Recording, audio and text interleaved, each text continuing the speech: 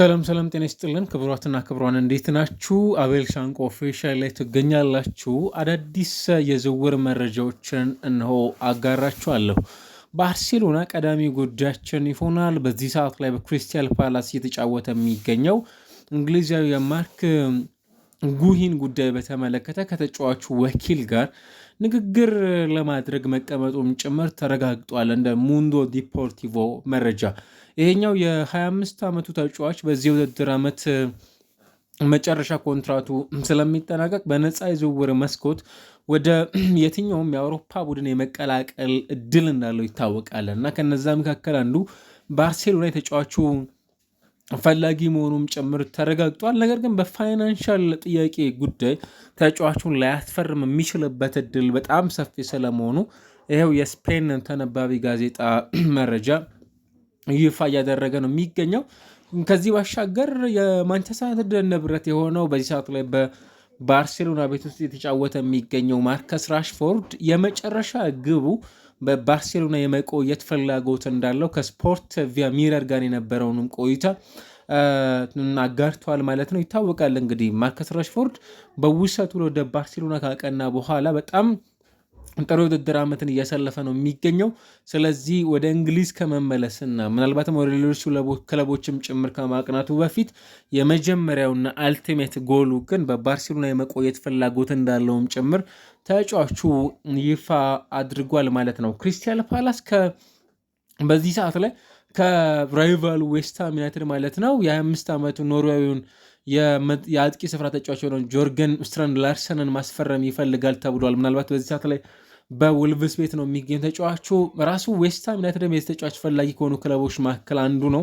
ቴሌግራፍ ነው እንግዲህ ይህንን መረጃ ያስነበበው። ምናልባት በዚህ ውድድር ዘመን በሊጉ የመውረድ እጣ ፈንታ ውስጥ ይገኛሉ ተብሎ ከሚጠበቁ ክለቦች መካከል አንዱ ዌስትሃም ዩናይትድ እንደሆነ ይታወቃል እና ይህንን ተጫዋች እንግዲህ ከውልቭስ ለማስፈረም ምናልባት የሁለቱ ክለቦች ፉክክር በቀጣይ ቀናቶች ከሚጠበቁት መካከልም ጭምር ስለመሆኑ ይፋ ተደርጓል። ቶተንሃም ስፐርስ ተከላካዩ ምናልባት ወደ ሮማ ሊያቀና የሚችልበት እድል በጣም ሰፊ ነው ተብሏል። ራዱ ድራጉሰን ነው በዚህ ሰዓት ላይ በሮማ ቤት ውስጥ እየተፈለገ የሚገኘው። ምናልባት ይሄ ሮማናዊው የተከላካይ ስፍራ ተጫዋች የሆነው በውሰት ውል ምናልባትም በቋሚነት ደግሞ ተጫዋቹ ሮማ የተጫዋቹን ዝውውር የማዘዋወር እድል እንዳለው ለጋዜጣ ዴሎ ስፖርት ይዞት የወጣው መረጃ ያመላክታል።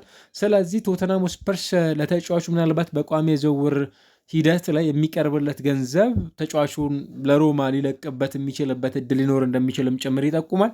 ምናልባት አሰልጣኝ አንቶኒ ኮንቴ አሁን በቡድናቸው ውስጥ የውጤት ቀውስ ውስጥ ከሚገኙ አሰልጣኞች መካከል አንዱ ናቸው። ምናልባት 5 ምክንያቶችም ጭምር በቡድን ውስጥ ሊቆዩ ላይቆዩ የሚችሉባቸው ጉዳዮች ተብለውም ጭምር የተነሱ ነው የሚገኙትና ተጫዋቾችን ሊለቁ ይችላሉ የሚሉት ጉዳዮች ከሚጠበቁት መካከል ናቸው። ነገር ግን አሁን ላይ የተከላካዩ ራዱ ድራጊሰን ከክለቡ ጋር የመለየት እድል እንዳለውም ጭምር የተነሳ የሚገኘው በሰፊው በዚህ ሰሞን የብዙዎች የጋዜጦችም ጭምር ትኩረት ይሳብ የሚገኘው የአንቷን ሴሜኞ ጉዳይ ነው። ምናልባት ሊቨርፑል፣ ማንቸስተር ሲቲ፣ ማንቸስተር ዩናይትድ፣ ቶተንሃም እና ቼልሲ ያሉ ክለቦች የዚህ ተጫዋች ፈላጊ መሆናቸውም ጭምር በተደጋጋሚ ሲገለጽ እንደነበር ይታወቃል።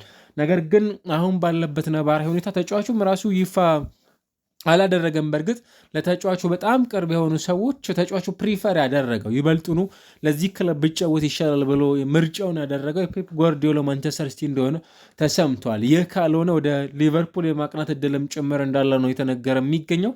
የ23 ዓመቱ ተጫዋች ምናልባት በሌሎችም ክለቦችም ጭምር ደግሞ አሁን ላይ እየተፈለገ ስለመሆኑም ጭምር የተነገረ ነው የሚገኘው። ምናልባት እንደነ ፓሪስ ሰን ጀርሜን ያሉ ክለቦች የዚህ ተጫዋች ፈላጊ ናቸው ተብሏል። በእርግጥ ፈረንሳዩ ብራድኪ ባርኮላ በዚህ ሰዓት ላይ በዛ ክለብ ውስጥ ከሚገኙ ተጫዋቾች መካከል አንዱ ነው። ምናልባት ይህንን ተጫዋች የሚለቁበት እድል ከሌለ በቀር ሌላ የመስመር የአጥቂ ስፍራ ተጫዋች ፓሪስ ሰን ጀርሞች የማግኘት እድላቸው በጣም ሰፊ ነው። ነገር ግን ፔፕ ጓርዲዮላ ይህንን ተጫዋች በክለባቸው ውስጥ የማግኘት እድላቸው እጅግ በጣም ሰፊ ነው ተብሏል በዚህ ሰዓት ላይ።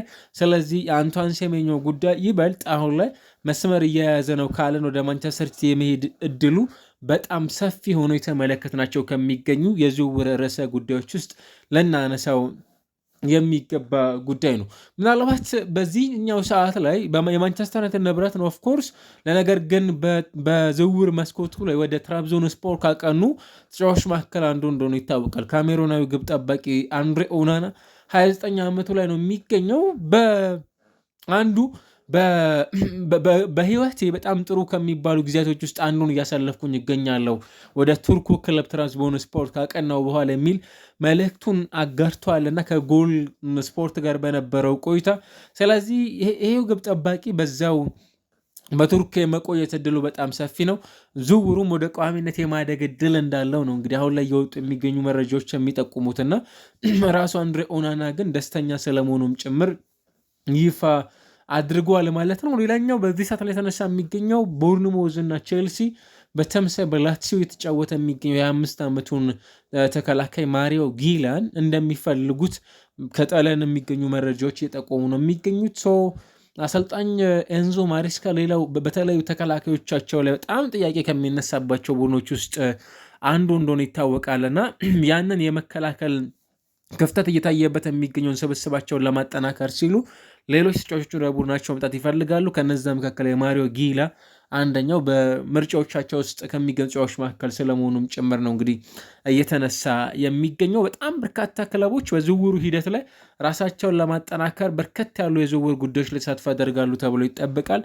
በዚህ ሰዓት ላይ ግን በጣም ሰፊ ትኩረት ስበው እየተመለከትናቸው ከሚገኙ የዝውውር ርዕሰ ጉዳዮች መካከል የሚነሱት እነዚህ ናቸው። ምናልባት ባርሴሎናን በተመለከተ የፊት መስመር ተጫዋቾችን ለማስፈረም ሌላው በተለይም ሮበርት ሌዋንዶስኪን ለመተካት 3 አማራጮችን በእጩነት ስለመያዙም ጭምር ተሰምተዋል። ጁሊያን አልቫሪዝ ከዛ ባሻገር ደግሞ ፊት መስመሩ ላይ ሃሪኬንን በአማራጭነት ይዟል። እንዲሁም ደግሞ ሴሚሁ አጊሆን በዚህ ሰዓት ላይ በፖርቶ እያሳለፈ የሚገኙ ተጫዋችንም ጭምር ወደ ክለባቸው ማምጣት እንደሚፈልጉ በባርሴሎና በኩል ምንጮች እየጠቆሙ ነው የሚገኙት። እነዚህ በዝውውሩ ርዕሰ ጉዳዮች ላይ እየተመለከትናቸው ከሚገኙ ጉዳዮች መካከልም ጭምር የሚጠቀሱ ሆነው በዚህ ሰዓት ላይ እየሰማናቸው ከሚገኙ መረጃዎች መካከልም ጭምር እያስተዋልናቸው የሚገኙ ጉዳዮች ናቸው ማለት ነው። በዝውውሩ ሂደቱ ላይ እና የተጫዋች የዝውውር መስኮት የፊታችን የሚቀጥለው ሳምንት ሐሙስ ማለት ነው ይከፈታል በፈረንጆቹ ዲሴምበር 1 ከዛ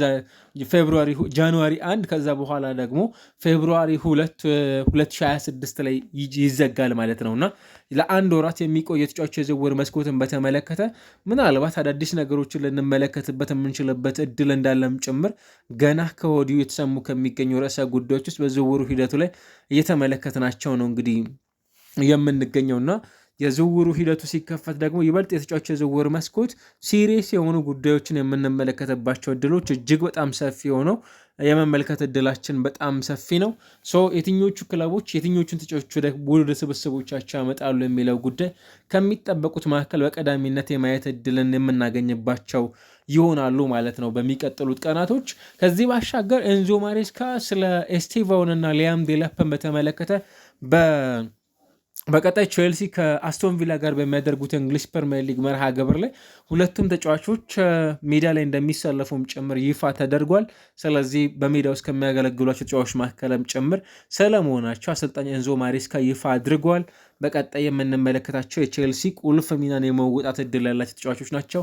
በእርግጥ የቡድኑ ቁልፍ የሚባሉ ተጫዋቾች አሉ። ኤስቴቫውን በተመለከተ ዘንድሮ የዚህ ቡድን አዲስ ክስተት ከምንላቸው ተጫዋቾች መካከልም ጭምር ስለመሆኑ በተደጋጋሚ የተመለከትናቸው ያነሳናቸው ከሚገኙ ተጫዋቾች ውስጥ አንዱ ነው ማለት ነው። ኦሳሱና ዣቪ ጉሪያን ከአትሌቲኮ ዲ ማድሪድ ዣቪ ጋላንን ማለት ነው ከአትሌቲኮ ዲ ማድሪድ ለማስፈረም ተስማምቷል ተብሏል። የግራ መስመር የተከላካይ ስፍራ ተጫዋች ነው። በሳምንት ምናልባት ለዝውውሩ ወደ 500,000 ፓውንድ ብቻ የሚጠጋ ገንዘብ ለዚህ ተጫዋች በዝውውሩ ሂደቱ ላይ እንደሚያወጣም ጭምር ተረጋግጧል።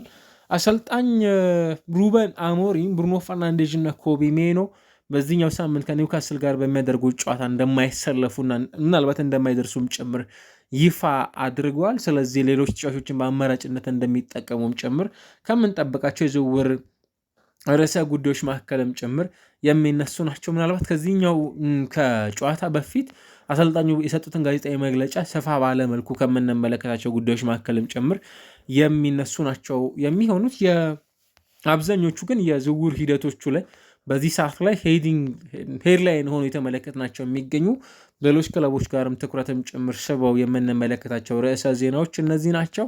አዳዲስ ጉዳዮች የሚኖሩ ከሆነ እንመለከታለን። ሌላኛው የኮናቴም ጉዳይ ነው። ስቲል አልተረጋገጠም። ምናልባት በሊቨርፑል ቤት ውስጥ የተጫዋች ይቆያል አይቆይም፣ ሪያል ማድሪድ ይፈልገዋል በተደጋጋሚ የተነገሩ ከሚገኙ ስሞች ውስጥ እንደሆነም ይታወቃልና ፓሪስ ሳን ጀርመን፣ ሪያል ማድሪድ አሊያስ የትኛው ክለብ ይህንን ተጫዋች በቀጣይ ያስፈርመዋል የሚለውን ጉዳይ ከምንመለከተባቸው የዝውውሮቹ ተጠባቂ ርዕሰ ጉዳዮች መካከልም ጭምር እንደሆነ ይታወቃል።